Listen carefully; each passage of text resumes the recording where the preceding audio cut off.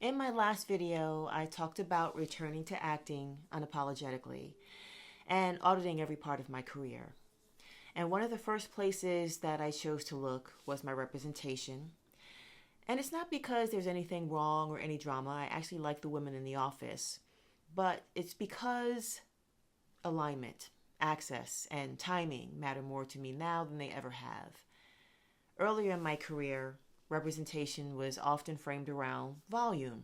The more submissions you get, the more auditions you get, the more activity you have, the more busy you are.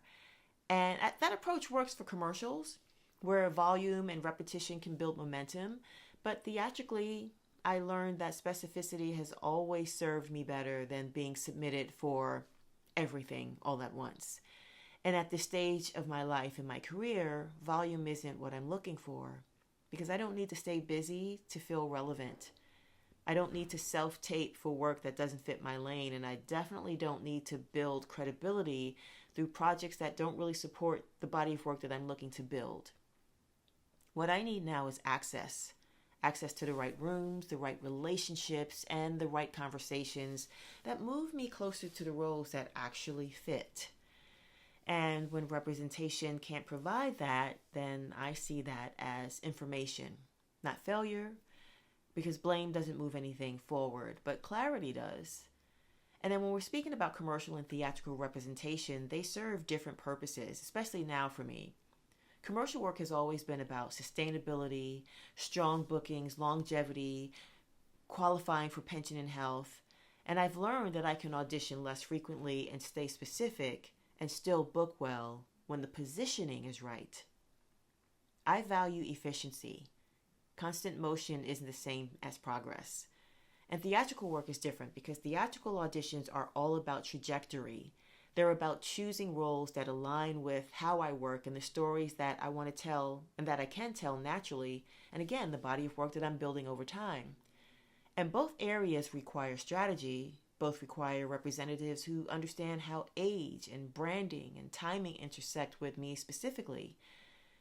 Another part of my audit was looking at the structure of the office itself. It's under-resourced. And the junior reps are great. They have great intentions. And I've worked with talented people at every level. But intention doesn't really replace infrastructure.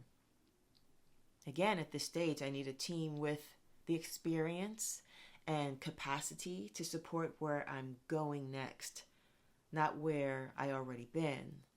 And that distinction is practical, not personal. So when I evaluate representatives, I'm very clear about what I require.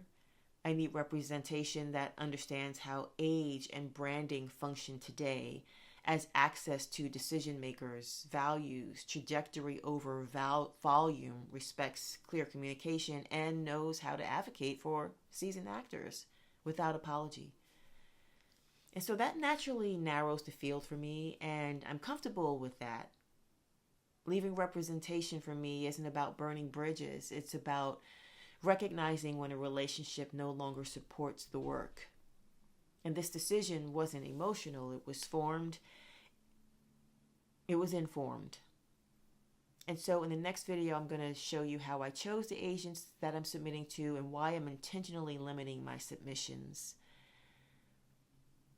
I haven't terminated the new agents yet. I still have work to do before I do that. And who knows, maybe I could book something that would put me in a position where I can't leave yet, because as of now, I can leave based on my contract, and we shall see.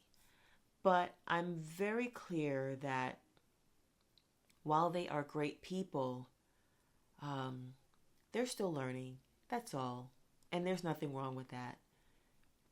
And in my younger days, I would have been okay with that. But I am older, and as we say, the clock is ticking. And it's important that I start to make some inroads towards having the career that I've always desired. So I'll see you in the next video.